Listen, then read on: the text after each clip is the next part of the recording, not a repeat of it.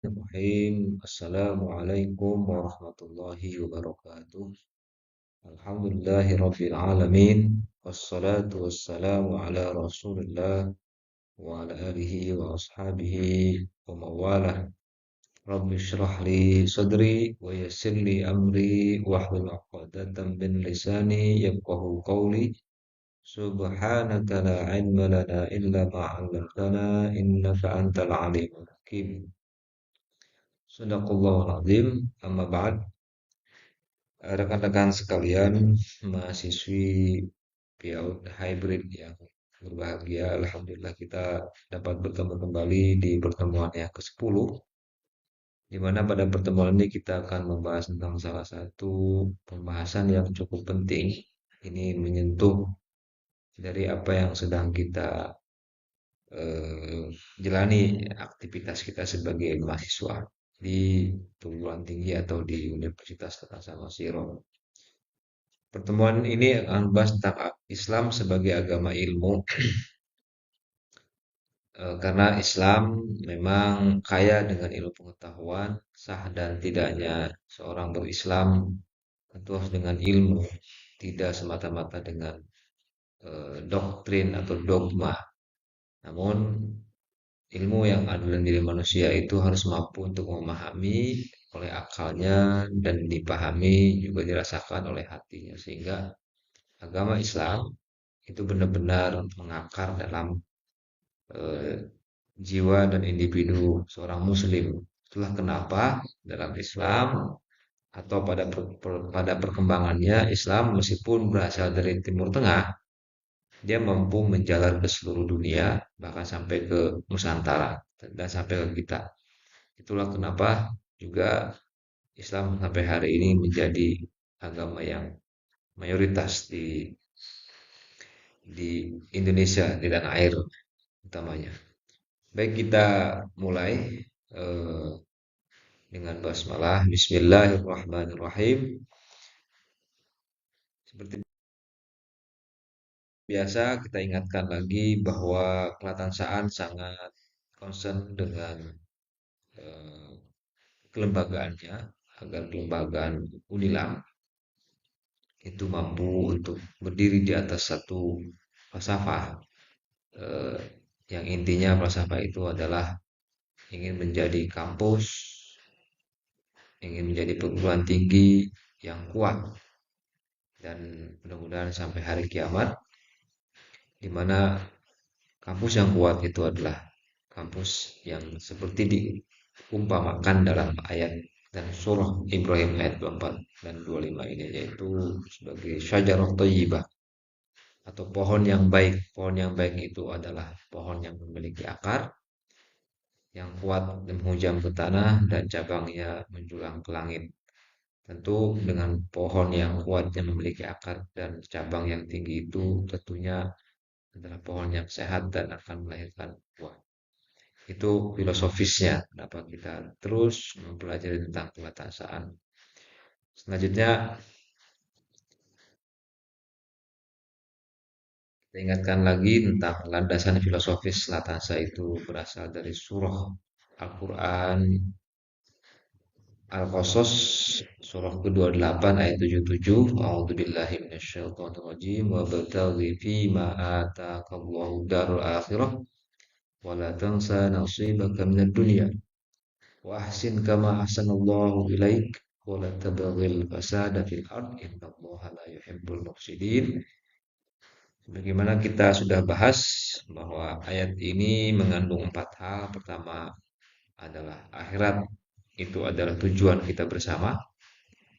Yang kedua, namun demikian, meskipun akhirat sebagai tujuan bersama umat Islam, meski demikian dunia jangan sampai kita lupakan. Apa yang kita perlu lakukan di dunia, perlu kita lakukan di dunia, yaitu berbuat baik kepada sesama dan kemudian berbuat baik kepada Allah. Itu nilai filosofi. Sangat saya ingin memiliki semangat ukhrawi, namun demikian dunia pun juga kita raih kebahagiaannya. Ini diterjemahkan pula dalam visi dan misi Unila. Kita lewat saja, nanti Bapak Ibu tinggal dibaca saja. ke inti pembahasan pada sesi atau pembahasan tentang Islam agama ilmu ini kita akan bagi pada pertemuan 10 dan pertemuan 11. Jadi ini adalah pembahasan Islam agama ilmu untuk sesi pertama pada pertemuan 10. Nanti 11-nya kita usul. Apa yang akan kita bahas? Yang pertama adalah definisi ilmu menurut Islam. Ini penting karena kalau kita salah mendefinisikan ilmu, maka eh, akan mengakibatkan kita pun juga akan keliru dalam mengamalkannya. Oleh karenanya kita akan bahas. Yang kedua adalah sumber dan saluran ilmu. Ini juga penting bagaimana proses ilmu itu bisa masuk ke dalam diri manusia dan mendorong manusia tersebut untuk berbuat, berperilaku, berkarakter sesuai dengan ilmunya yang dia dapat. Dan yang ketiga adalah tentang kedudukan ilmu dalam Islam. Ini kita coba gali dari Al-Quran dan salah satu ayat yang sangat penting yaitu ayat Iqra dalam surah Al-Alaq yang dikenal sebagai ayat pertama yang diterima oleh Rasulullah Muhammad di Wahyu. Dan terakhir adalah kesimpulan. Kita mulai dengan definisi.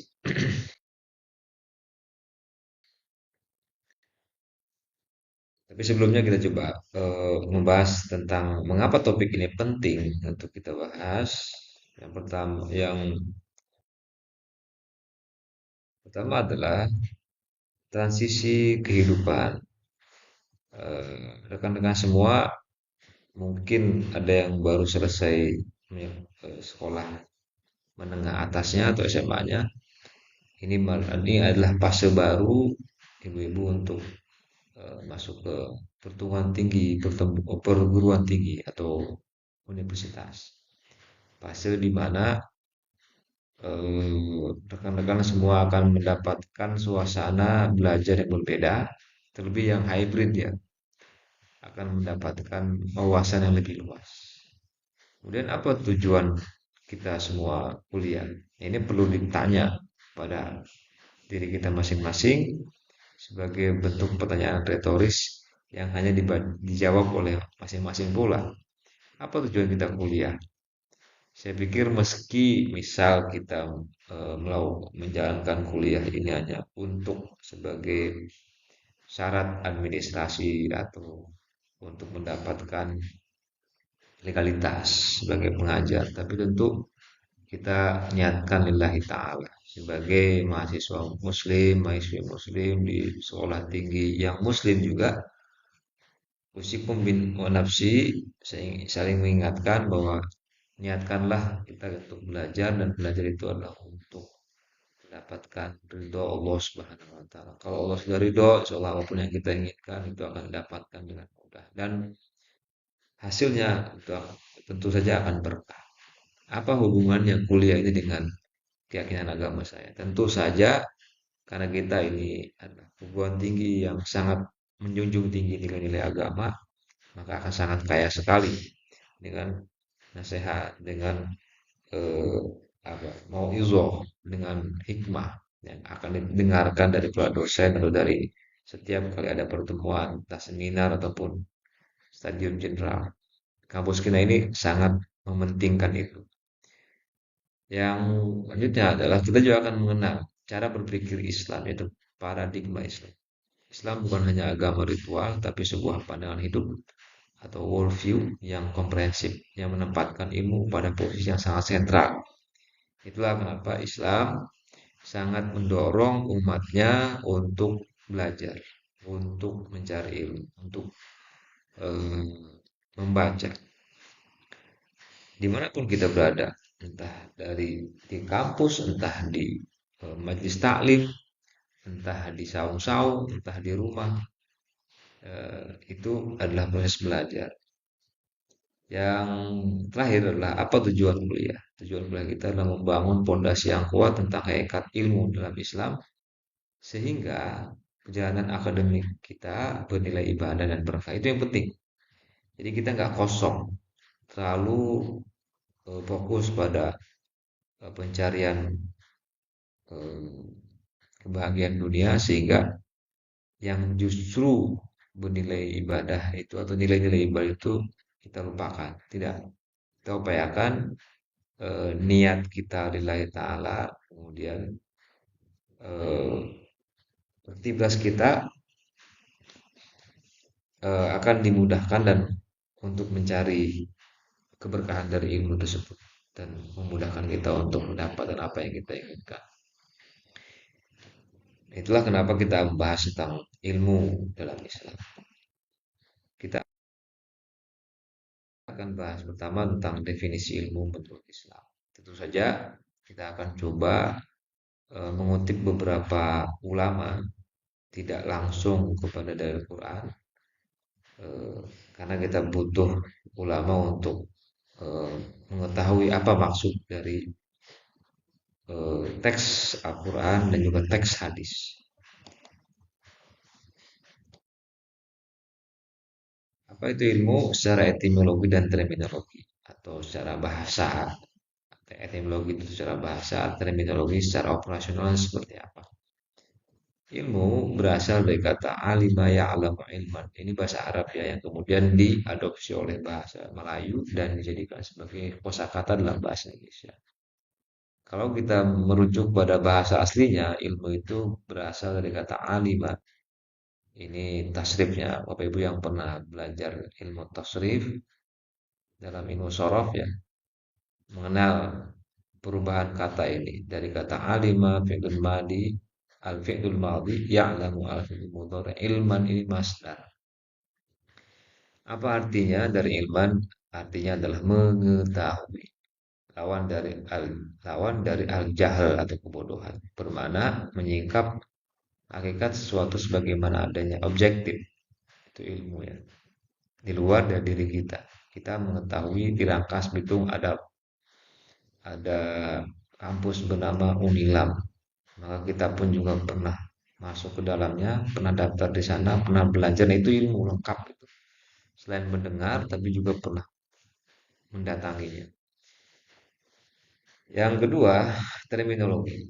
Terminologi ini adalah definisi secara operasional. Kita akan mengutip beberapa ulama dan tokoh-tokoh ilmuwan yang terkemuka di bidang bahasa. Yang pertama ada Ar-Raghib Al-Isfahani. Beliau menulis nyusun buku atau kitab yang berjudul Al-Mufradat fi Gharibil Quran. Kosakata Al-Quran yang di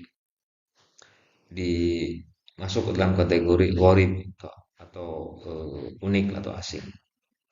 Apa yang beliau definisikan terhadap ilmu? Al-ilmu idraku syai'i bihaqiqatih.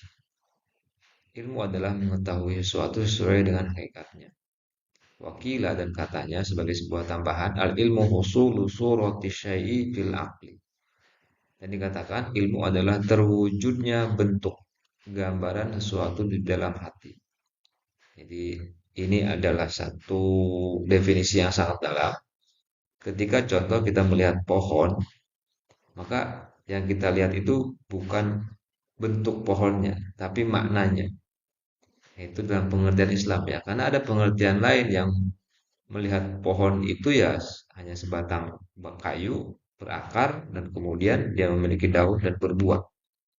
Lebih dari itu, dalam Islam ilmu itu ketika melihat pohon ada maknanya. Apa makna pohon itu? Pohon itu adalah pertama dia menjaga alam misalkan. Dia akan menghasilkan oksigen dan dia berfotosintesis melahirkan atau menghasilkan buah. Dan itu sangat bermanfaat bagi manusia. Oleh karenanya makna itu akan masuk ke dalam jiwa. Ketika jiwa itu menangkap makna itu, maka feedbacknya seorang yang memiliki ilmu tentang pohon akan senantiasa memelihara pohon itu. Karena maknanya yang masuk dalam jiwa melalui sarana mata sebagai mata kepala ya, sebagai alat perekamnya. Jadi ilmu itu tidak hanya soal akal. Nanti kita akan bahas lebih detail setelah ini. Yang kedua adalah menurut Al-Imam Al-Ghazali yang beliau wafat pada tahun 1111 Masehi atau Hijriahnya 505. Dalam Al-Mustasfa min ilmin usul beliau mengatakan al ilmu sifatun yuktashafu bihal ma'lum kashfan la yakunu ma'ahu al khalal. Ilmu adalah sesuatu sifat yang dengan sifat itu terbuka sesuatu yang diketahui dengan sebuah bukti yang tidak disertai cacat. Terbukalah sesuatu. Jadi dalam Islam itu ilmu tidak hanya menggunakan mata untuk menyerap sebuah objek, tapi meyakini bahwa ada makna yang masuk ke dalam akal kita dan itu tidak serta-merta akan tetapi dibuka oleh Allah Subhanahu wa taala. Ingat ya, Imam Ghazali ini adalah tokoh sufi, tokoh tasawuf. Ketika dia memaknai apapun, dia akan mencoba untuk memaknainya dari perspektif hakikat atau ma'rifah. Coba yang kedua. Dalam Ihya Ulumuddin beliau berkata, al-ilmu huwa ma'rifatul haqiqah bihaliha allati hiya 'alaiha bi nafsil amri. Dalam Ihya beliau mengatakan, Ihya ini kitabnya, kitab yang sangat tebal, berjilid-jilid. Ketika berbicara ilmu, beliau mengatakan bahwa ilmu adalah mengenal hakikat sesuatu dengan keadaan yang sebenarnya dalam realitas. Kita lihat, di sini ada kata hakikat. Hakikat itu adalah realitas terdalam dari sebuah objek yang kita lihat menggunakan mata. Dan entah ada dari kedua tokoh ini sama-sama bahwa apa yang kita serap oleh indera mata kita itu tidak sekedar sebuah alat rekam, tapi alat rekam objek seperti kamera gitu. Memoto sudah selesai. Tapi dalam Islam itu dia memoto sekaligus mengambil maknanya dari apa yang dia potret menggunakan mata kepala. Oke, yang ketiga adalah Al-Jurzani dalam kitab At-Ta'rifah.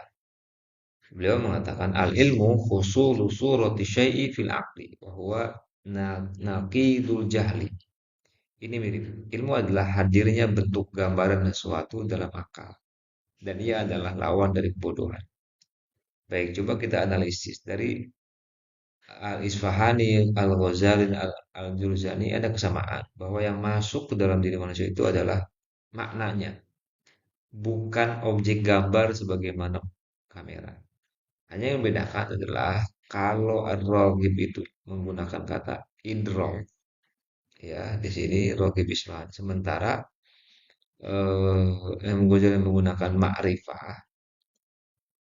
Nah ini yang Al-Jurjani menggunakan husulu surati syai'i fil aql. Ini mirip dengan apa yang disusun atau didefinisikan oleh Ar-Raghib Al-Isfahani. Tapi yang paling terlihat kontras adalah antara idrok dan ma'rifah. Kalau idrok itu adalah sebuah proses mengetahui saja. Nah ini nanti kita akan bahas setelah ini.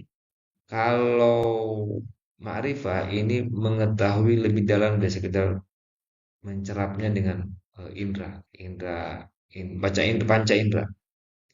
Kalau ini jelas hanya menggunakan, kalau idrok jelas hanya menggunakan panca indera dalam mempersepsi atau melihat sebuah benda yang akan jadi ilmu itu.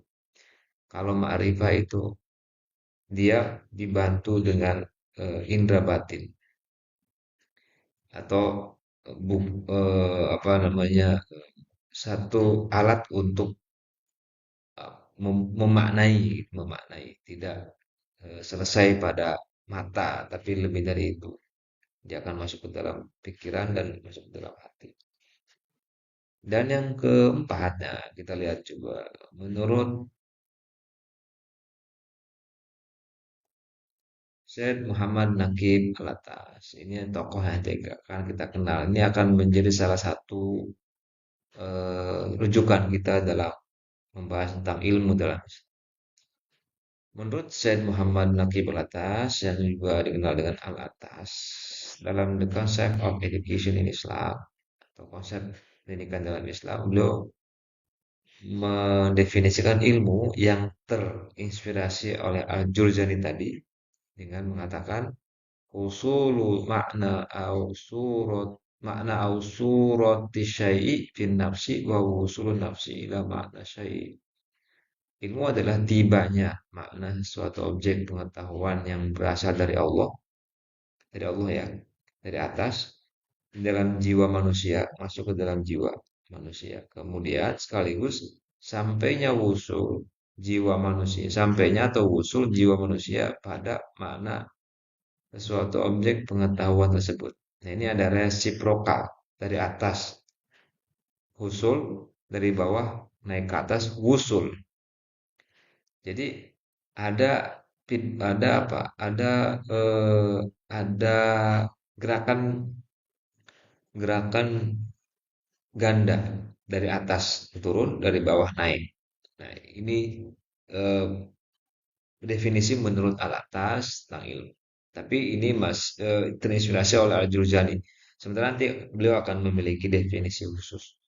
Jadi, ilmu menurut Naqib Al-Atas itu adalah ilmu bukanlah sekedar kumpulan fakta.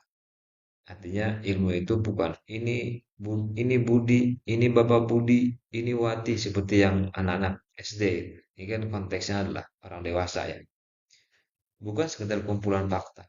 Wah, di Rangkas ada kampus bernama Unilam, kemudian di Rangkas ada mall, ada plaza bernama Rabinsa, di Rangkas ada alun-alun dan sebagainya. Itu kumpulan fakta, tapi adalah antara perjumpaan yang memberdayakan antara kehendak manusia yang usul dari bawah untuk tahu dan rahmat Allah yang memberitahu. Jadi proses ilmu ilmu itu dalam Islam itu melibatkan tidak hanya manusia tapi Allah. Allah ridho, Allah setuju, restu untuk menurunkan ilmunya kepada manusia. Manusia pun juga ridho. Nah, ini hubungan yang resiprokal.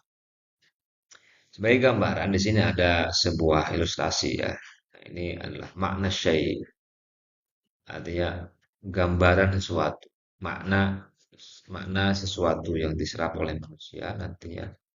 Ini adalah an-nafsu. An-nafsu ini bukan nafsu dalam bahasa Indonesia ya, atau jiwa dalam bahasa Arab ya.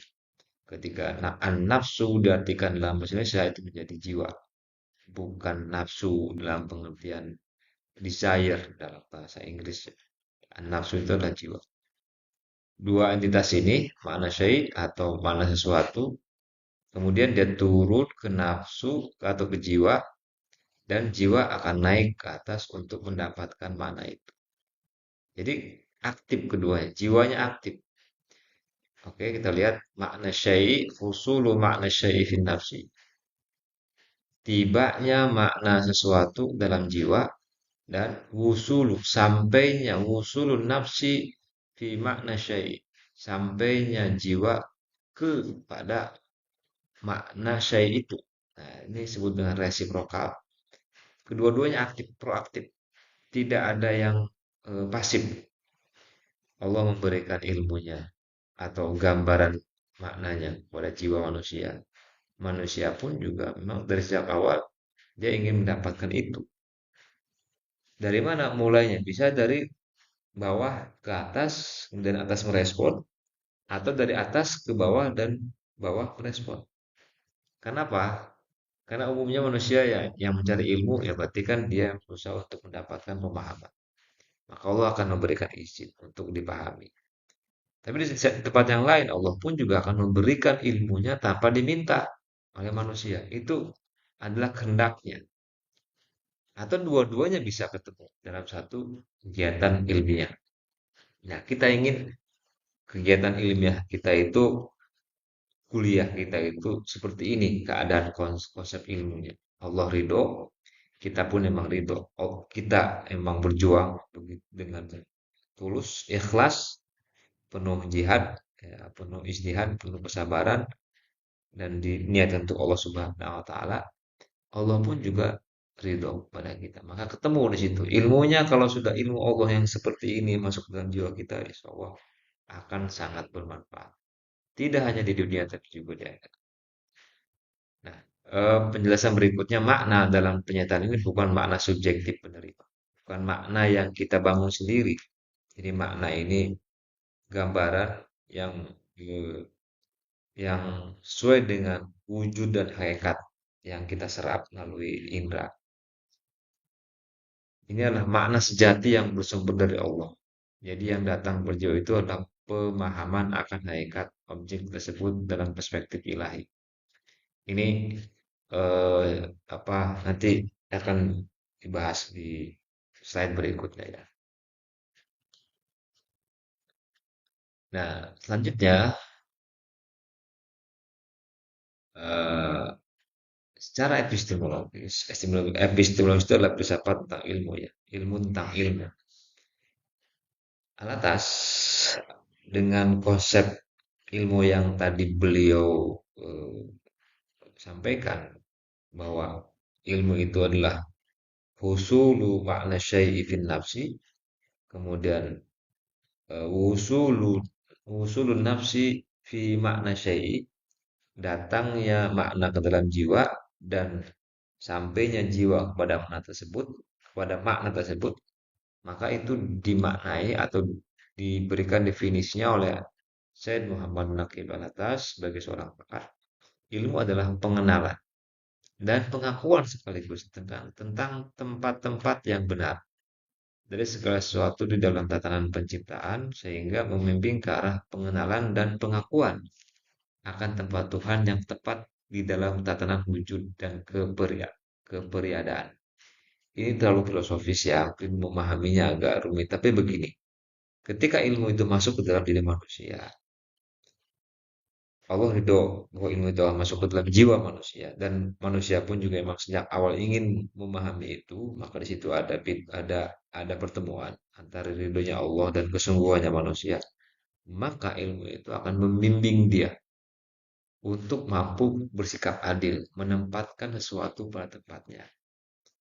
Contoh yang paling praktis adalah ketika soal membuang sampah.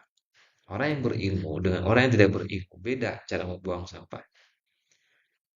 Ya, kalau orang yang berilmu, dia akan menempatkan sampah di tempatnya. Meski bukan sampah yang dihasilkan, orang lain yang membuang, maka kita akan coba buangkan di tempatnya, di tempat sampah.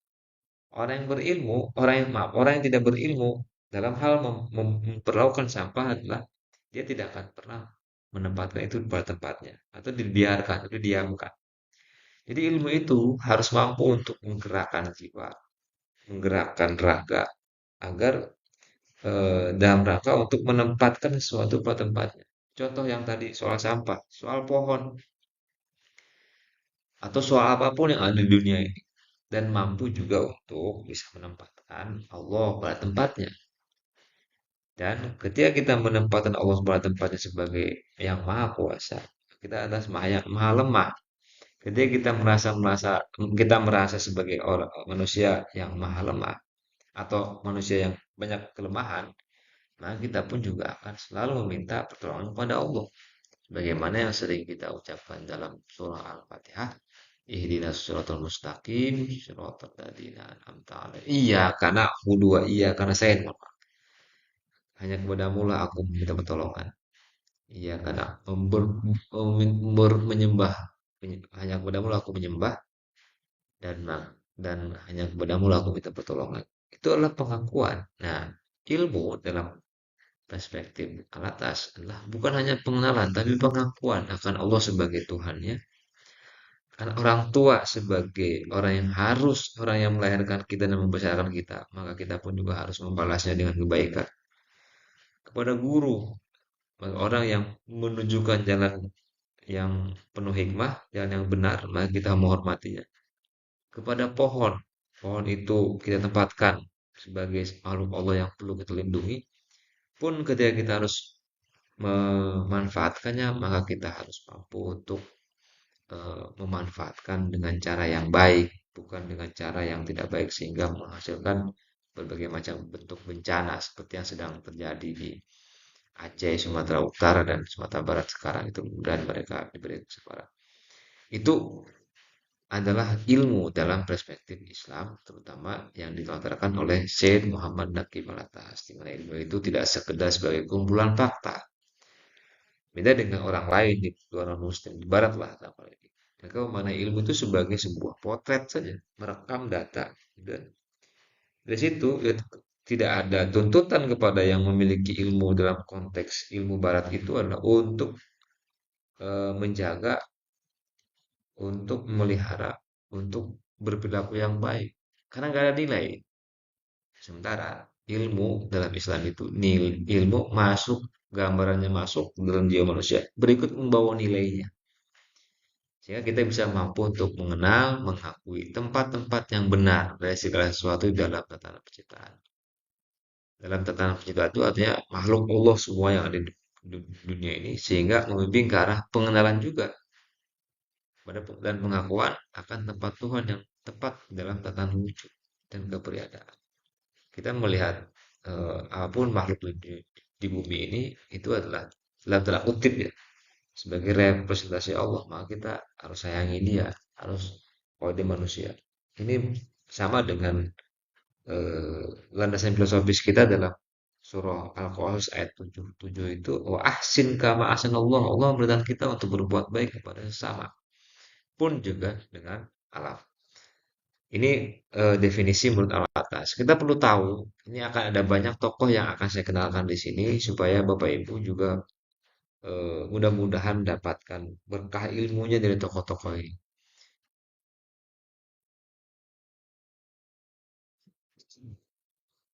Nanti kita akan bahas tentang Al-Atas secara profilnya.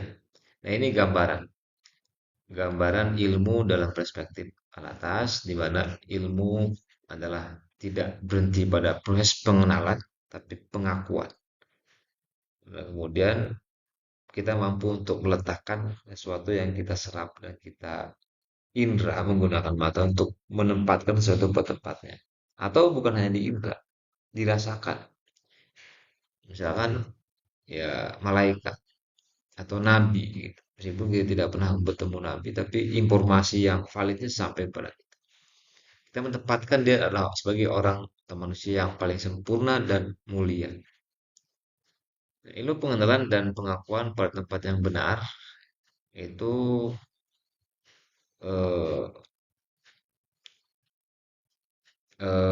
pada tatanan penciptaan alam semesta dan kehidupan akan melahirkan ma'rifatul haq, mengenal dan mengakui kebenaran Allah, kemudian mengenal dan mengakui kebenaran diri sendiri. Nah, oke, kita coba di sini ada keterangannya. Ilmu didefinisikan sebagai kemampuan untuk mengenali dan mengakui tempat yang benar. Pengenalan yang benar mesti diikat dengan pengakuan. Dengan pengakuan, manusia akan bertindak sesuai dan cocok dengan yang dikenali. Ingat ya, kita dengan orang tua tidak sedang mengenal. Kalau hanya mengenal mungkin cuma tahu namanya, umurnya berapa pun juga kita nggak tahu, cuma tahu nama dan bentuk wajah seperti itu. Tapi dengan orang tua, kita tahu namanya, kita tahu nama orang tuanya, tahu tanggal lahirnya, tahu usianya, tahu wajahnya. Maka dia akan dan tahu bahwa dia adalah yang melahirkan kita, ibu misalkan, dan dia yang telah apa namanya membesarkan kita. Nah, kalau kita mengakui, maka konsekuensinya kita harus bertindak sesuai dengan orang yang kita akui sebagai orang tua kita. Begitupun pada Allah.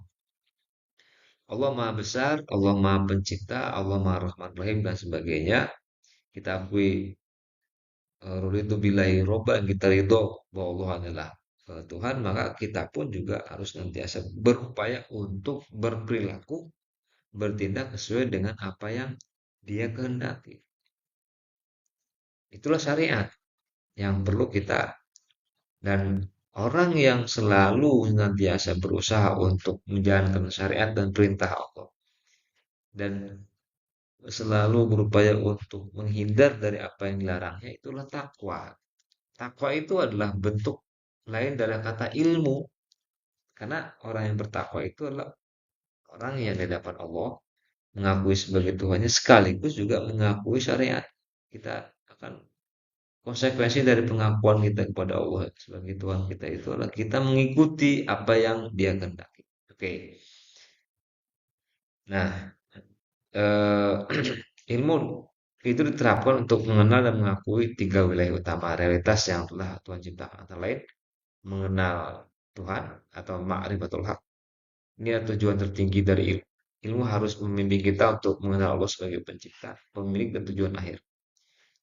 Inilah mengenal tempat yang Tuhan, mengenal tempat Tuhan yang tepat. Ya, orang yang menzolimi, contoh yang tidak mampu menempatkan Tuhan pada tempatnya adalah orang yang musyrik, orang yang menyekutukan Allah. Musyrik itu adalah kata lain daripada zolim terhadap Tuhan, zolim terhadap Allah. Dia tidak bisa menempatkan eh, Allah pada tempatnya. Dengan apa? Dengan menyekutukannya. Kemudian yang kedua adalah mengenal diri. Ilmu membantu kita menjawab siapa saya dan untuk apa saya diciptakan. Kita mengenal tempat kita yang tepat sesuai sebagai hamba, abd, abdun, dan khalifah di muka. Makanya kan mengenal diri, mengakui diri, man arofa nafsahu faqad arofa Allah. Karena siapa yang mengenal dan mengenal dirinya, maka dia akan mengenal Tuhannya. Karena kita ini adalah seorang hamba di hadapan Tuhan, maka kita harus mau patuh, tunduk, taat kepada Allah Subhanahu wa taala. Yang disebut dengan takwa. Takwa itu adalah produk daripada ilmu ya. Yang ketiga adalah pengenalan akan semesta. Nah, ini penting Bapak Ibu ya. Karena ini orang Islam itu sangat abai terhadap eh, kelestarian alam. Terlalu cuek dengan kebersihan. Orang yang berilmu dalam konteks Islam, Muslim yang berilmu, dia akan mampu untuk berkontribusi terhadap kebersihan, kenyamanan, ketertiban. Karena di situ ada pengenalan akan alam semesta, lingkungan, alam semesta, alam dunia, termasuk dalamnya adalah lingkungan kita. Ilmu membantu kita memahami hukum alam, tumbuhan, hewan, dan masyarakat. Kita belajar meletakkan sumber daya alam, teknologi, dan hubungan sosial pada tempat yang benar, tidak merusak atau menyalahgunakan. Yang penting ya, ilmu seperti ini yang sangat bernilai ini untuk dikuasai oleh umat Islam. Karena agamanya pun juga apa, menyeru untuk berilmu seperti ini. Oke, dari ilmu yang dengan konsep seperti ini akan melahirkan adab. Ketika ketiga pengenalan dan pengakuan tercapai, maka lahirlah adab. Adab ini adalah orang yang mampu untuk menempatkan tindakan meletakkan segala sesuatu pada tempatnya yang benar. Adab orang beradab itu pasti orang yang adil. Ya. Orang beradab itu adalah orang yang tidak zalim kepada Tuhan. Dia sendiri dan kepada Allah. Jadi orang beradab itu adalah orang yang adil. Orang yang adil adalah orang yang tidak zolim. Orang yang zolim adalah tidak adil. Adil itu lawan katanya adalah zolim. Dan adil itu adalah sifat orang yang beradab. Oke, itu gambarannya. Gambaran menurut Allah. Nah, kita coba akan mengetahui siapa sih Alatas ini karena sering kita kutip tadi. Beliau adalah seorang cendekiawan muslim, filsuf, karena dia sangat concern dengan filsafat tentang ilmu-ilmu, induk ilmu pengetahuan dan seorang akademis terkemuka di Malaysia yang lahir di Bogor. Beliau masuk dalam kategori Ba'alawi lah, Habib. Tapi kehabibannya beliau tidak tampakkan. Beliau sangat eh, manfaat ilmunya karena banyak sekali murid-muridnya menyebar di Indonesia. Ia dikenal luas atas kontribusinya dalam filsafat Islam dan pemikiran peradaban Islam, terutama gagasan Islamiyasi ilmu pengetahuan dan konsep pendidikan, takdim. Alatas menguasai beragam bidang seperti teologi, itu ilmu tentang Islam, metafisika, tentang hal-hal yang di luar eh, apa jangkauan akal atau jangkauan mata indera. Metafisika itu eh, metafisika itu adalah ma ba'da tabi'i. Kalau kita melihat alam ini dengan mata, nah itu fisika. tapi memahami maknanya itu adalah metafisika. Beliau pun juga concern dalam sejarah, terutama sejarah Melayu. Beliau pun ada bukunya dan sastra dan telah menulis sekitar 30 buku yang telah diterjemahkan ke berbagai bahasa. Ini biografi singkatnya. Dan sekali lagi beliau memiliki murid yang sangat banyak dan cukup mencerahkan. Saya termasuk yang tercerahkan oleh murid-muridnya ya. Di antaranya adalah Prof. Hamid Fahmi Zarkasi. Beliau ada murid langsung dari Al-Atas dan mendapatkan ilmu dari beliau dan saya pernah bermujalasah dengan Kiai Hamid atau Prof. Hamid dan mudah-mudahan ini saya sampaikan sebagai kepanjangan tangan ilmu Al-Atas sampai di Rangkas Bitung gitu.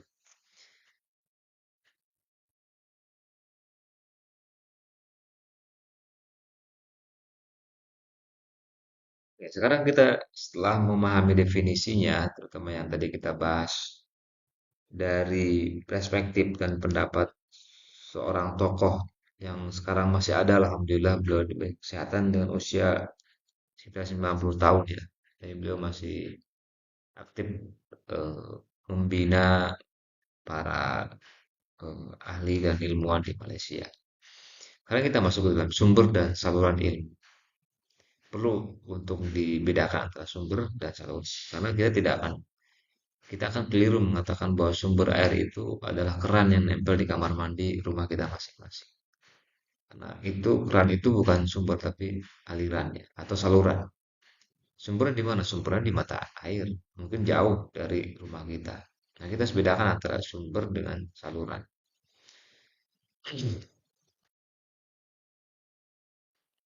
Kita akan bahas tentang sumber ilmu menurut jumhur ya.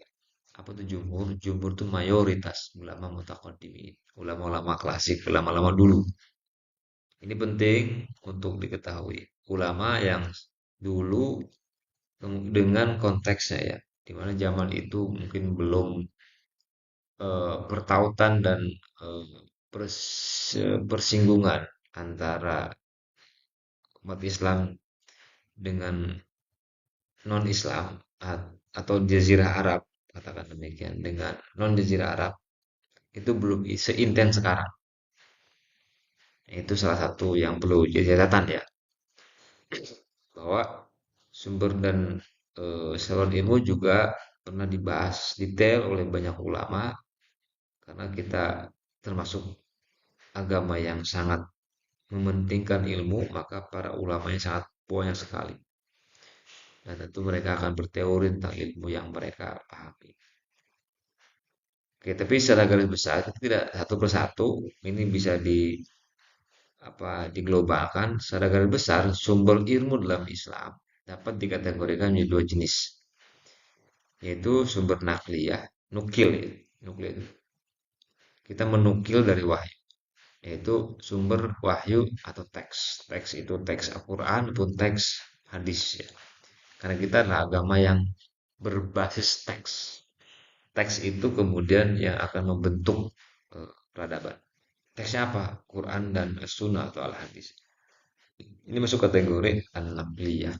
Yang kedua, sumber akliyah. Ini sumber yang berdasarkan akal atau rasional ataupun indera yang terbagi dalam tiga perangkat, yaitu akal, indera atau al-hawas al-khamsah, panca indera. Al-hawas itu indera ya. Al-khamsah itu panca, berarti panca indera. Bahasa Arabnya adalah al-hawas al-khamsah. Dan C, intuisi, ilham atau kash, kolom hati atau fuad. Jadi ada kalanya manusia itu mendapatkan inspirasi. Itu tidak datang dengan sendirinya. Itu ada yang memberi. Ya, itu dalam Islam itu namanya ilham. Apabila tahu-tahu misalnya kita sedang diam dan tahu-tahu mendapatkan ilham dalam sebuah kegiatan, misalkan, atau ketika kita mau ngajar, ada ilham tahu-tahu datang.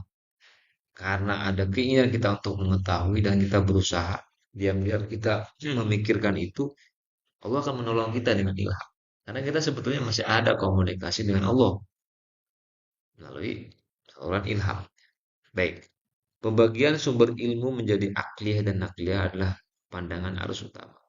Hampir semua ulama mutaqaddimin atau ulama-ulama terdahulu itu membagi sumber itu ke dalam dua ini, akliyah dan nakliyah. Akliyah itu berbasis akal, nakliyah berbasis wahyu atau hadis. Hampir semua kitab kuning klasik di bidang usul fiqh misalkan dan usuluddin menggunakan kerangka ini. Ada juga yang mengatakan akliyah nakliyah itu pembagian dalil. Ada dalil yang dikutip dari Quran dan Sunnah atau hadis. Ada dalil yang hasil pemikiran manusia. Itu sama sebenarnya dengan sumber. Karena kita akan mengambil sumber itu dari mana? Dari wahyu, Al-Quran, Sunnah. Sumber dari mana? Dari akal, hasil pemikiran manusia. Oke, eh, hierarki dan integrasi sumber ilmu. Meski terlihat seperti berbeda antara nakliyah dan akliyah, ulama-ulama terdahulu mengatakan bahwa dua hal itu terintegrasi, menyatu gitu ya, dan memiliki tingkatan. Hierarkis itu tingkatan, level atas bawah dan menyatu, tidak bisa dipisahkan. Dalam Islam, sumber-sumber ilmu itu tidak berdiri sendiri. Misalkan nakliyah saja, nakliyah enggak, atau akliyah, nakliyah enggak. Dalam Islam itu dia terintegrasi. Tingkat pertama dan hierarkinya ya tingkat pertama. Hierarkinya ya yang paling paling tinggi adalah sumber ilmu adalah Al-Qur'an. Ini mutlak. Karena keyakinan kita sudah dibahas kan dalam eh, tentang keimanan itu di pertemuan sebelumnya. Iman kita satunya adalah iman kepada Al-Quran sebagai kitab Allah. Maka dia mutlak. Kalau kita masih ragu dengan maknanya ya berarti kita masih belum beriman. Maka dalam Islam, Al-Quran ini adalah sumber yang mutlak dan sumber pertama. Yang kedua, sumber kedua adalah sunnah tingkat kedua ini atau hadis yang atau qaul Rasulullah atau tindakan ucapan, tindakan, qaulun, takrir, kemudian apa namanya ucapan, tindakan, keputusan Rasulullah itu masuk dalam kategori hadis. Tingkat yang ketiga di bawahnya ya eh, adalah pengembangan. Kalau yang atas mutlak, penjelas pengembangan. Itu semua dikembangkan oleh akal dan indera atau akal pikiran dan indera mata, perasa, telinga, mulut, hidung, pencium dan sebagainya. Ini ada beberapa keterangan. A. Memahami dan menafsirkan Quran dan Sunnah melahirkan usul fikih dan tafsir. Meneliti alam semesta melahirkan sains ilmu pengetahuan. C. Melakukan ijtihad untuk menjawab persoalan baru. Ini ini menurut para ulama terdahulu di mana mereka membagi dua jenis utama, nakliyah dan akliyah, tetapi meskipun dua jenis, mereka terintegrasi dan hierarkis, menyatu, tidak bisa salah satunya. Orang Islam mesti menggunakan dua-duanya dalam memiliki ilmu. Ini gambarannya. Gambarannya adalah seperti ini diagramnya. Ini akliyah, nakliyah, dan akliyah. Namun demikian, oleh alatas itu dikritisi ya. Tentu tidak dihujat ya. Beda antara menghujat dan mengkritisi.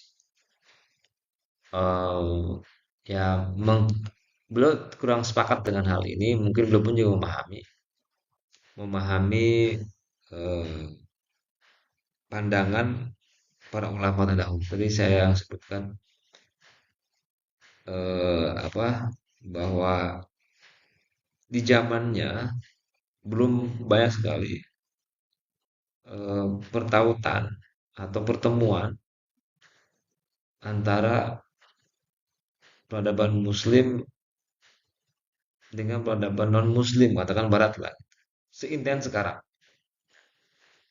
Itu salah satu pertimbangannya.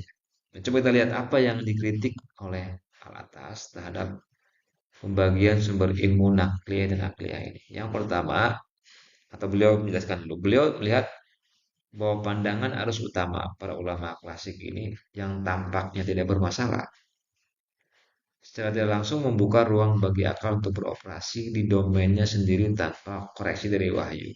Meskipun terjawab ya tadi bahwa maksud dari nakliyah akliyah itu adalah kemudian hanya soal pembagian saja. Pada operasinya mereka harus berintegrasi dan hierarkis. Tapi oleh atas ini dikhawatirkan akal akan beroperasi sendiri tanpa ada bimbingan wahyu. Bagi Alatas, ini adalah kesalahan epistemologis yang fundamental. Sementara bagi ulama klasik ini adalah bagian metodologis yang praktis dan tidak bermasalah selama akal tetap tunduk pada wahyu. Nah ini pandangan Alatas. Rincian seperti ini, kenapa Alatas tidak setuju dengan sumber ilmu nakliyah dan akliyah? Dalam sebuah buku yang beliau tulis dalam bahasa Inggris aslinya, Pro Legomena to the Metaphysics of Islam, pengantar kepada ilmu metafisika Islam. Beliau berargumen bahwa dikotomi ini antara dikotomi itu pemisahan nakliyah dan akliyah adalah klasifikasi yang keliru. Dia menyatakan bahwa bagi ilmu menjadi ulum nakliyah, ilmu-ilmu transmisi dan ulum akliyah, ilmu-ilmu rasional adalah sebuah divisi yang tidak tepat dan tidak esensial. Klasifikasi ini meskipun populer dalam urusan Islam, justru mengaburkan hakikat ilmu itu sendiri. Itu yang pertama. Yang kedua, ilmu ini adalah pintu masuknya sekularisme. Nah, Barat ini sedang rajin-rajinnya untuk mengkaji Islam ya. Nah, ketika melihat ada pembagian ini, itu akan berpotensi orang Islam sendiri akan mengambil salah satunya ya. Yang lainnya ditinggalkan atau disimpan di mana. Apa yang dimaksud dengan pintu masuknya sekularisme? Pembagian inilah yang kemudian dalam peradaban barat berubah menjadi dikotomi yang lebih tajam antara faith, iman, dan reason, akal. Memang barat itu lahir dari kebencian mereka terhadap iman. Atau setidaknya mereka menempatkan iman di ruang-ruang sempit, ruang privasi, ruang privat. Tidak boleh keluar dari ruang privat. Cukup iman itu ada di rumah atau di gereja. Keluar rumah atau gereja itu sudah tidak lagi bicara masalah iman. Harus berlaku akal sebelumnya. Yang akhirnya melahirkan sekularisme. Sekularisme itu adalah sebuah paham yang memisahkan antara agama dan negara. Ini kajian politik bisa masuk, kajian filsafat masuk. Jadi ketika negara memperlakukan sekularisme, maka simbol-simbol agama, ekspresi beragama tidak boleh muncul di kantor, di sekolah, di ruang publik, di trotoar, di halte, dimanapun. Dia hanya boleh berekspresi di gereja atau di masjid atau di rumah. Ini contoh yang paling real itu adalah yang terjadi di Turki. Ketika Turki dikuasai oleh Mustafa Kemal Atatürk, dia melakukan sekularisme yang sangat ketat Turki di mana bahasa Arab dihilangkan. Ngaji tidak boleh menggunakan bahasa Arab. Azan pun karena dia keluar menggunakan eh, speaker dan terdengar oleh banyak orang, maka harus diterjemahkan menggunakan bahasa Turki, tidak boleh bahasa Arab. Vest atau topi-topi khas Turki diganti dengan topi koboi dan jubah atau biasa mungkin disebut dengan khusus apa ya jubah yang bisa dipakai oleh para ulama di Turki diganti dengan jas itu totalitas. Ini bentuk sekularisme yang sangat ekstrim yang dilakukan di dunia Islam. Oke, dengan menerima dikotomi serupa, dunia Islam tetap sadar telah menerima virus epistemologis, virus ilmu Barat ya, yang masuk ke dalam dan menggerogoti kesatuan pandangan hidup orang Islam. Oke, ini nanti akan sedikit-sedikit kita akan bahas di slide berikutnya. Apa solusi dari minimal dua hal ini adalah kembali ke definisi yang hakiki. Alih-alih menggunakan dikotomi itu Aras mengajak kita untuk sebagai ganti ya. Alih-alih itulah sebagai ganti dari dikotomi itu adalah Aras mengajak kita untuk kembali ke definisi ilmu sebagai pengenalan sesuatu yang benar, tempat sesuatu yang benar dalam tatanan wujud dan melihat sumber-sumbernya secara hierarkis, yaitu wahyu atau khobar as-shadiq sebagai otoritas yang membimbing akal dan indera. Nah ini nih, kita lihat ini solusi yang definisi yang ditawarkan sumber ilmu dan saluran ilmu menurut atas. Menurut atas sumber ilmu itu ya Allah, bukan Quran atau bukan akal. Allah sebagai sumber ilmu nanti akan masuk melalui saluran Al-Quran melalui saluran akal. Tapi Quran tidak berarti setara dengan akal. Dia akan Quran akan menjadi verifikator. Kita lihat sumber ilmu yang hakiki adalah Allah SWT. Ini adalah fondasi metafisik. Ilmu adalah anugerah. Dengan meyakini bahwa ilmu itu dari Allah itu adalah sebuah eh, ketepatan ya.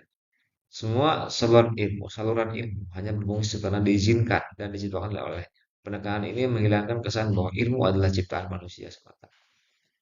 Ini yang pertama. Yang kedua, ilmu tersebut sampai kepada manusia melalui saluran akal, indera, intuisi tadi yang disebut sebagai inspirasi atau ilham. Itu masuk ke dalam fuad atau kolom hati dan laporan yang benar, khabar sodik atau informasi yang benar. Informasi yang benar itu yang mutlak benar itu adalah dari Allah dalam bentuk Quran dan dari Rasul.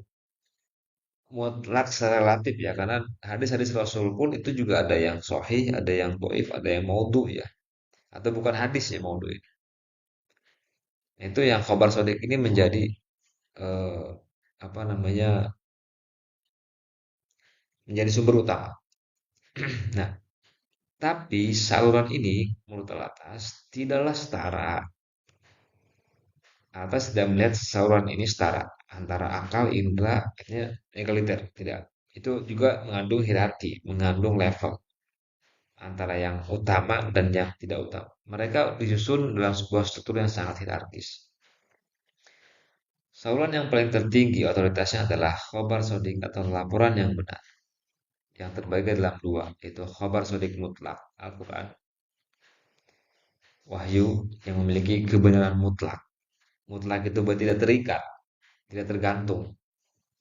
Yang kedua adalah khabar sodik muqayyad, yaitu khabar sodik atau laporan yang benar dan tergantung. Tergantung di sini karena pada hadis Nabi itu ada yang sahih tergantung ya, tergantung derajat hadisnya. Ada yang sahih, ada yang hasan, ada yang hasan gharib, ada yang dhaif. Nah, itu yang maksud dengan muqayyad ya.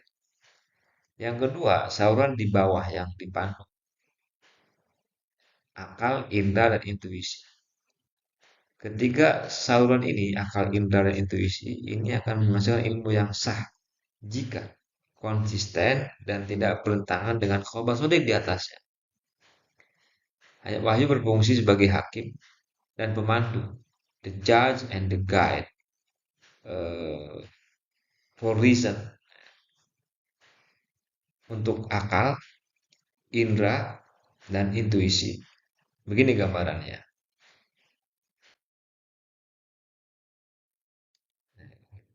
Ilmu sumbernya hakikatnya dari Allah.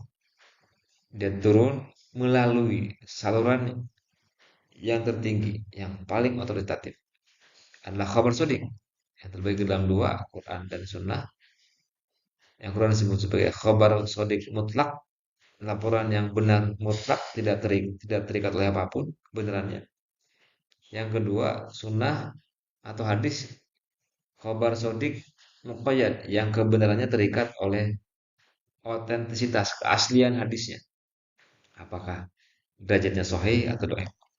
Kemudian dua dua saluran utama ini akan menjadi hakim, akan menjadi verifikator, pemandu, dan membimbing serta mengoreksi jika ada yang salah dari apa yang diserap oleh akal apa yang diserap oleh panca indera, apa yang dihasilkan dari intuisi. Kalau ini semua bertentangan, nah, nanti kita akan bahas detailnya ya. Maka ini tidak sah. Hasil dari proses ini adalah ilmu yang sah dalam Islam. Coba kita bandingkan dengan eh, sumber ilmu menurut ulama terdahulu, nakal dan nakliyah dan akliyah. Ini berbeda dengan konsep yang ditawarkan oleh Alatas, di mana beliau benar-benar melihat ilmu itu sebagai otoritasnya Allah ketika dia harus sampai kepada manusia. Jadi prosesnya sangat lengkap ya. Oke, ini sumber dari Allah, fondasi metafisik. Yang kedua ini adalah saluran yang otoritatif. Ini kalau dalam air masuk dalam kategori pipa yang besarnya lah gitu, yang menentukan, yang mendistribusikan air kepada pipa-pipa yang kecil. Nah ini indera adalah gerbang pertama untuk pentas dan dunia bisnis. Nah indera ini karena itu mata, kita bisa mengenal dunia ini dengan mata. Mata inilah yang memfasilitasi kita untuk mengenal mana rumah, mana jalan, mana langit, mana gunung, mana gedung, mana kota, mana kampung ya. Ini mata ini salah satu yang menghubungkan roh kita, jiwa kita kepada alam dunia.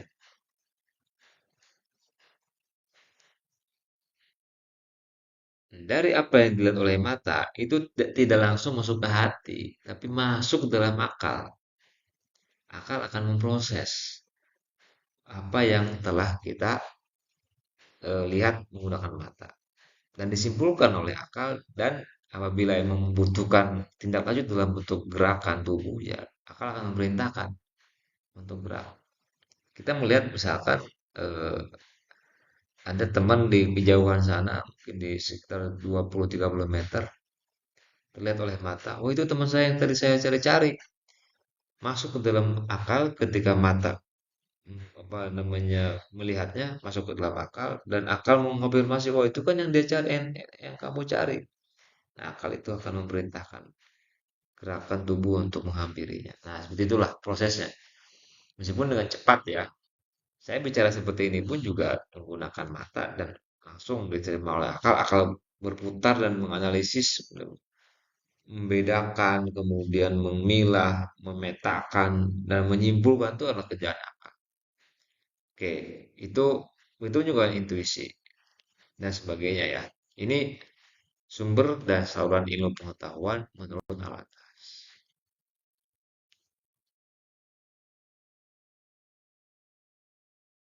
Nah, kesimpulan dari bukan kesimpulan ya, artinya beberapa yang bisa kita ambil sikap dan pandangan Alatas terkait masalah sumber dan sumber saluran ilmu adalah beliau pertama menolak, dan semua umat Islam sebenarnya menolaknya, yang waras menolak, bahwa dikotomi ilmu agama dan ilmu umum ini adalah sebuah eh, scientific confusion atau kebingungan ilmu pengetahuan sebagai dampak, bahwa kita tidak mempraktekkan konsep ilmunya sendiri gitu. Umat Islam tidak mempraktekkan konsep ilmunya sendiri. Seperti apa itu yang tadi kita bahas? Itulah konsep Islam. Atas menolak pembagian ilmu menjadi nakli dan li, bagi beliau ilmu itu satu. Pembagian ini adalah pintu masuk pluralisme karena menciptakan domain ilmu duniawi yang seolah-olah bebas dari otoritas wahyu. Yang kedua, tadi sudah kita bahas bahwa saluran itu tidak setara antara wahyu sebagai saluran, hadis sebagai saluran, akal, intuisi dan panca indera. Itu memang semua ada saluran. Tetapi di antara saluran yang kita sebut tadi itu memiliki hierarki. Yang pertama yang paling penting itu adalah sebagai pembimbing dan sebagai pemeriksa adalah khabar sodik. Yang ada dua, itu wahyu dan hadis. Yang ketiga, akal dan adalah alat, bukan sumber otonom, bukan sumber yang mandiri. Akal memang sangat dimuliakan. Nah, itulah Allah menciptakan akal. Kalau akal memang tidak ada manfaatnya, kenapa Allah memberikan akal kepada manusia? Tapi akal tidak boleh bermain-main sendiri. Ada aturannya. akal punya batasan. Bahkan kenapa apa bukti Islam menghargai dan memuliakan akal? Buktinya orang bisa disebut Islam kalau dia berakal. Jadi kalau nggak ada akalnya nggak boleh. Bahkan batas antara orang Islam yang mukallaf dengan yang belum mukallaf, yang dibebankan syariat, dianggap sudah dewasa dan belum dibebankan syariat seperti sholat, adalah akil, orang berakal. Bagaimana bisa Islam tidak memuliakan akal? Hanya tetap akal tidak boleh bertentang betenteng dalam diri kita dan menguasai seluruh bagian dari eh, diri kita, entah jiwa dikuasai akal, hati dikuasai akal, tidak, kebalik gitu. Dia hanya alat ya, alat sekunder. Yang primernya itu adalah wahyu dan hadis sebagai bagian daripada keimanan kita. Yang ketiga, yang keempat adalah kritik terhadap saintisme dan empirisme Barat. Ini sudah kadung masuk ke dalam pikiran orang Islam hari ini. Ilmu Barat hanya mengakui akal dan indera sebagai saluran ilmu yang sah serta menolak wahyu. Konsep ini menciptakan ilmu yang bebas nilai. Klaim bahwa ilmu itu tidak netral adalah sebuah kekeliruan. Klaim bahwa ilmu itu netral, kekeliruan yang sangat berbahaya. Ini adalah mitos modernitas. Jadi begini, kita melihat bencana itu harus dalam dua hal. Pertama, dari sisi sains empiris, bahwa itu adalah akibat dari misal terjadinya pembalakan liar, kemudian hujan, kebetulan qadarullah mana situ ada satu fenomena alam yang unik di mana hujan yang jatahnya untuk 2 bulan itu dihabiskan dalam satu hari. Kemudian hutan yang dalam keadaan sudah rusak, tidak mampu menampung air yang turun dari langit, dan air itu berubah menjadi bencana bagi manusia. Itu adalah eh, fenomena alamnya. Ini kita yakini benar.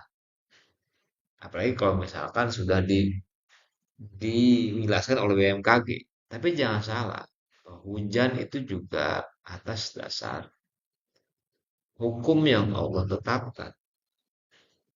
Allah mengizinkan untuk terjadi sebuah bencana. Maka ada dua hal yang perlu kita lakukan. Pertama, kalau kita ingin terbebas dari bencana adalah satu, menjaga alam. Yang kedua, minta perlindungan sama Allah dengan berdoa. Nah, orang Barat hanya melakukan hal-hal sifatnya eh, biasa dia saja. Sudah dia hanya memelihara bumi, menjaga alam. Namun agama bagi mereka apa fungsinya? Nggak ada fungsinya. Itu juga alam seperti ini dengan hukumnya. Nah, kalau di kita kan hukum alam itu ada, hujan berasal dari awan yang terkumpal, kemudian turun ke bumi. Jangan salah bahwa hukum itu Allah yang menciptakan. Sebagaimana eh, tobiatnya api itu panas, tobiatnya api itu panas, tobiatnya, tabiatnya. Tapi Allah jadikan dia dingin ketika Allah berkehendak. Misalnya pada peristiwa Nabi Ibrahim hendak dibakar saat itu atau dibakar. Saat itulah api menjadi tidak mampu membakar Ibrahim. Itu contoh ya. Toh, bahwa fenomena alam itu tidak berdiri sendiri. Tapi di situ ada yang mengatur. Begitu pun alam semesta pun diatur oleh suatu yang maha luar biasa. Tidak mungkin berjalan begitu saja. Ilmu adalah pengenalan, recognition, dan pengakuan. Tadi sudah kita bahas. Ilmu tidak berhenti pada tahu, tapi berlanjut pada kenal, dan berlanjut pada mengakui. Tujuan ilmu adalah, nah ini apa tujuan yang takdib ini adalah istilah yang beliau produksi yang sedikit berbeda dengan ulama pada umumnya ya. Ilmu atau pendidikan itu bagi beliau adalah sebuah proses proses membentuk adab pada diri seseorang. Tadi kita sudah bahas adab itu adalah menempatkan sesuatu pada tempatnya. Orang yang adil gitu. Orang yang berilmu adalah yang beradab seharusnya. Kalau ilmu tidak melahirkan adab, berarti dia tidak membawa nilai di dalam. Ilmu itu harus bernilai. Nilai apa? Etika, akhlak. Nah, kalau orang berilmu tanpa adab itu akan melahirkan kekacauan. Dalam Islam, ilmu wajib melahirkan adab. Kalau tidak beradab berarti ilmunya salah. Misalkan di kampus Unilab, seharusnya itu menjadi sebuah renungan. Ketika kegiatan ilmiahnya tidak membuat mahasiswanya beradab, tidak membuang sampah pada tempatnya, atau bercanda di kelas ketika nggak ada dosennya, putra putri misalkan, atau terlambat, tidak mengumpulkan tugas, misalkan, itu tidak beradab, tidak mampu menempatkan diri di hadapan gurunya atau dosennya, tidak mampu menempatkan sesuatu pada tempatnya. Ya kan adab itulah orang yang mampu untuk menempatkan dirinya pada tempat yang tepat, menempatkan sesuatu pada tempat yang tepat, bahkan menempatkan Allah pada tempat yang tepat. Kita berlaku adil. Ilmu itu mendorong untuk ke arah sana. Oke, ini pendapat atas.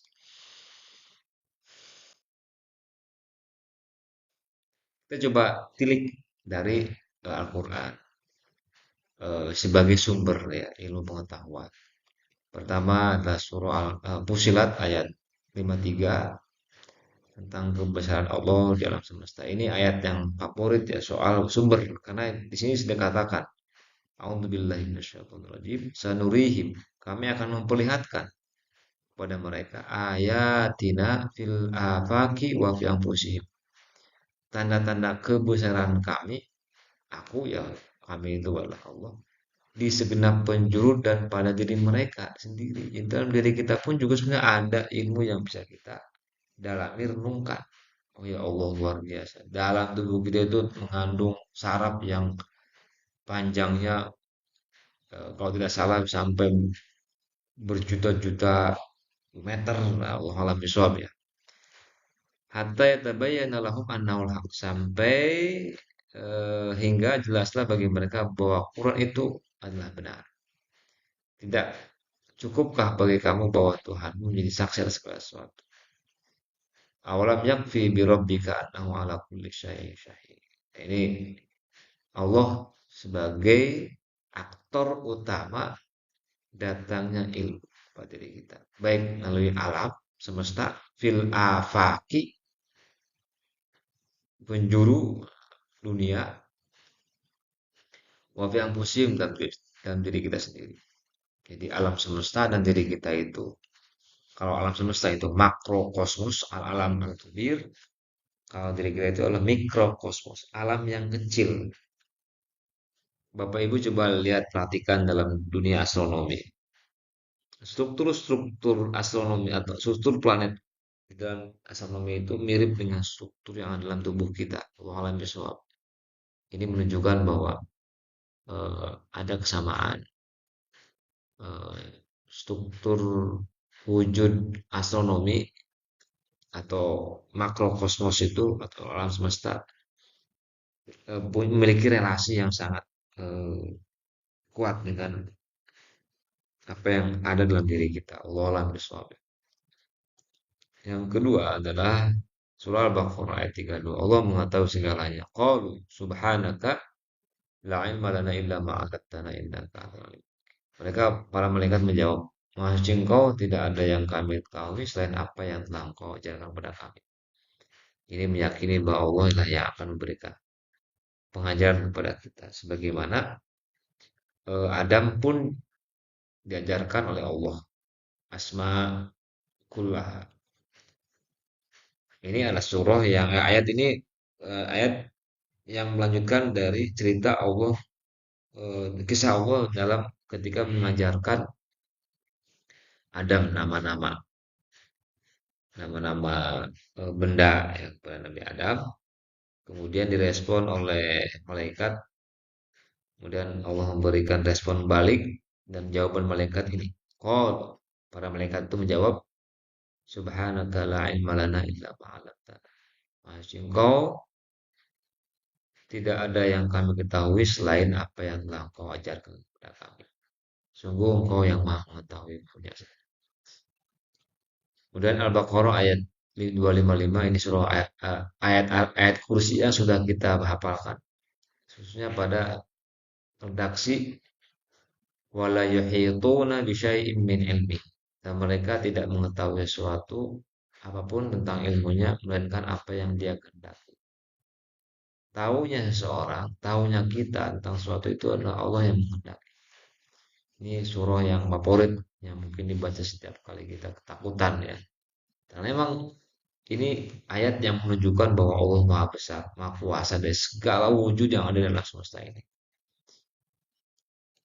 Dan selanjutnya adalah Al-Baqarah ayat 282, eh, itu syarat menerima ilmu dari orang yang bertakwa. Wattaqullah wa yu'allimukum Allah bi kulli syai'in alim. Dan bertakwalah kepada Allah, Allah memberikan pengajaran kepada Allah. Maka Allah akan memberikan pengajaran kepada Allah Maha mengetahui segala sesuatu. Takwa menjadi syarat untuk mendapatkan ilmunya Allah, akan mendapat pengajaran dari Allah.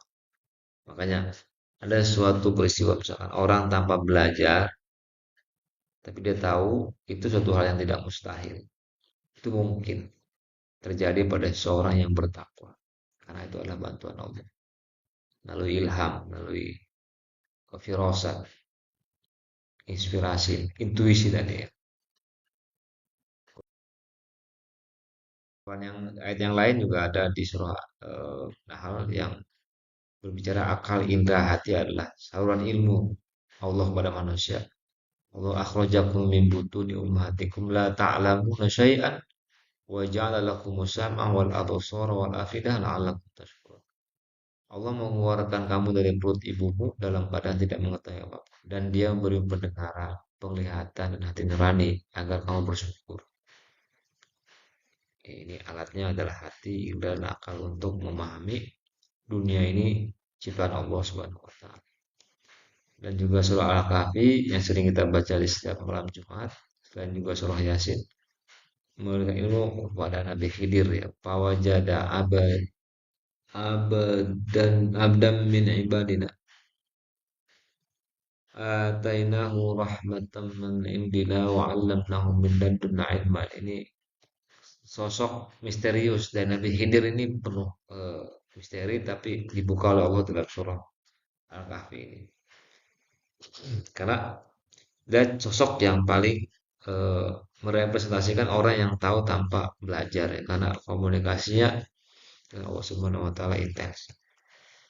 Al-Qur'an ayat 269 hikmah hanya diberi kepada Allah. Yu'til hikmah mayyas. Allah akan memberikan hikmah. Hikmah itu adalah level tertinggi dari ilmu. Allah akan memberikan hikmah kepada siapa saja yang dia kehendaki. Barang siapa yang mendapatkan hikmah, wa may yu'tal hikmah faqad utiya khairan katsira.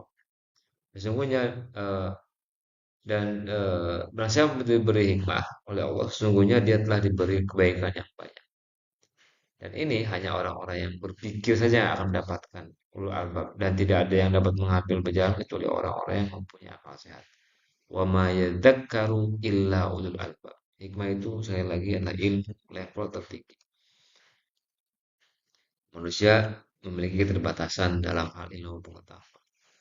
Wa yas'alunaka 'anir ruh, kecuali ilmu Allah ya, terutama ilmu Allah. Allah yang memberikan sedikit saja kepada manusia tentang alam gaib.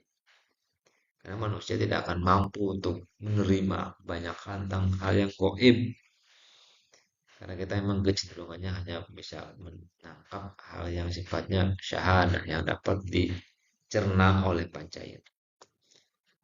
Dan surah Ar-Rahman dikatakan bahwa Al-Quran Allah mengajarkan kita manusia Al-Quran dan kemampuan untuk berbicara dan menjelaskan. Ar-Rahman 'allamal Quran, khalaqal insan 'allam.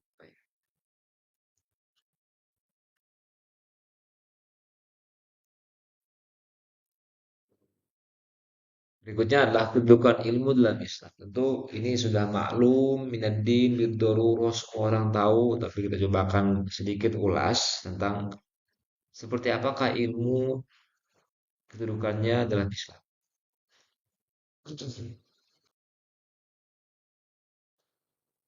Al-Quran membicarakan ilmu, kata ilmu dalam Al-Quran itu ada sekitar 854 kali.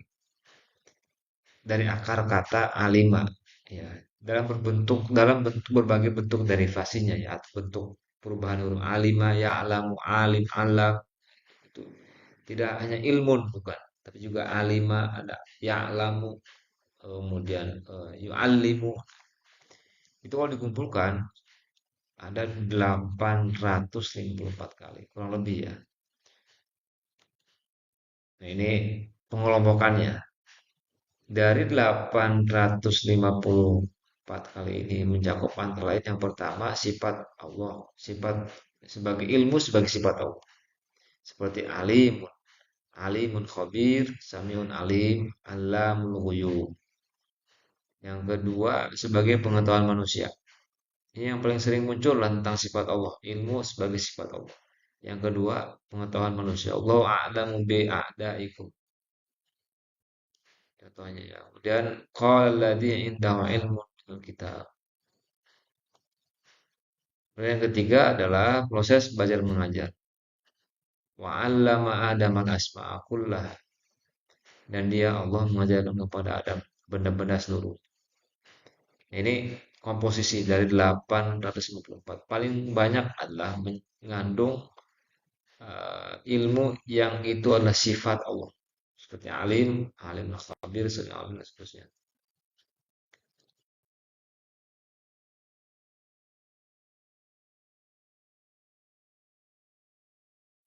Nah, dari 854 kali disebutkan kata alimah sampai dengan bentuk-bentuk yang berbedanya, tidak hanya ilmunya.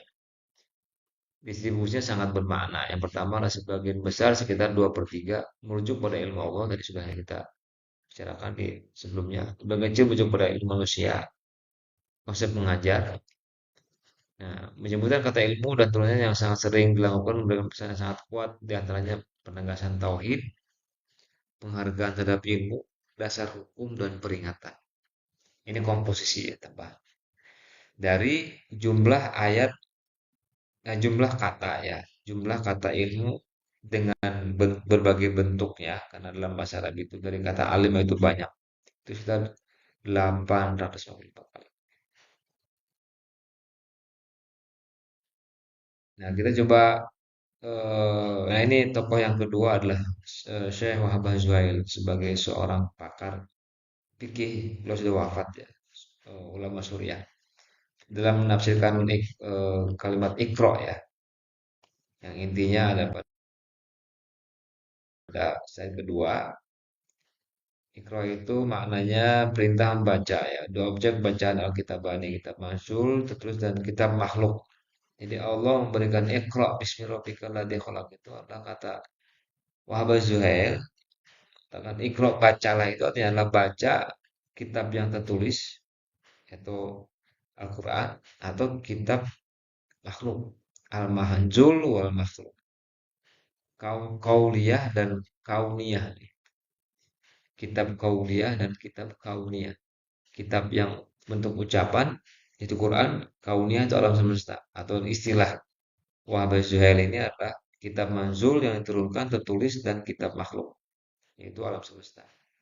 Maka kita tidak hanya membaca Quran tapi membaca alam untuk diambil apa itibarnya, pelajarannya.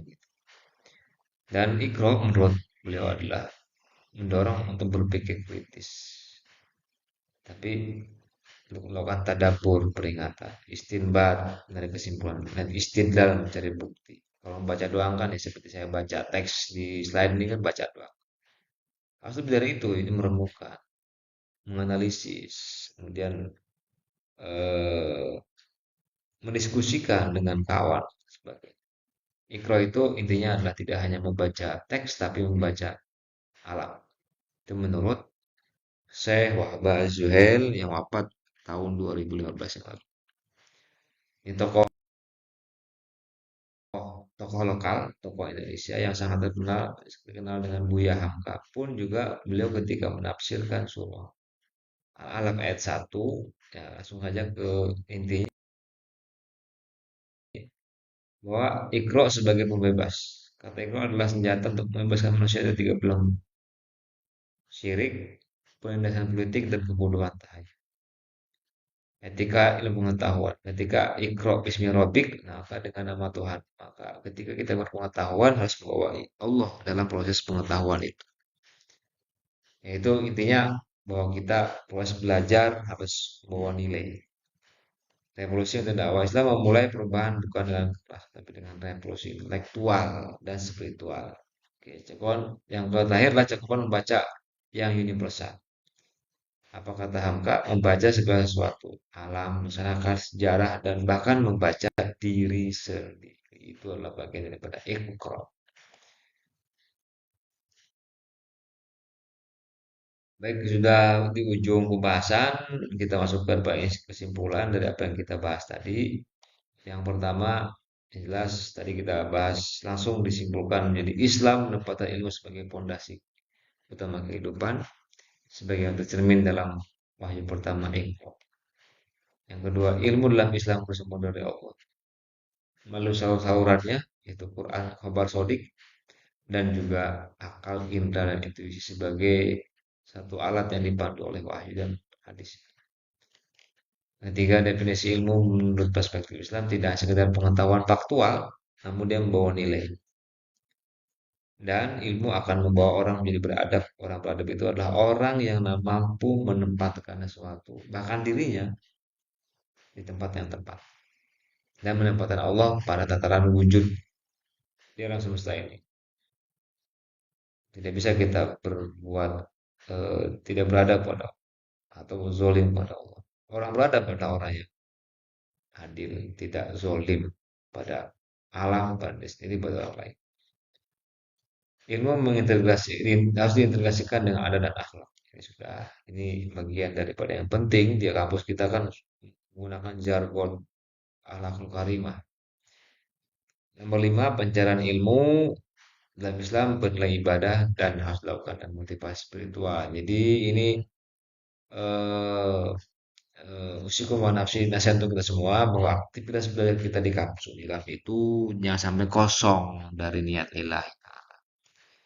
Simbolnya adalah dengan membaca bismillah, diakhiri dengan hamdalah. Itu adalah simbol ya.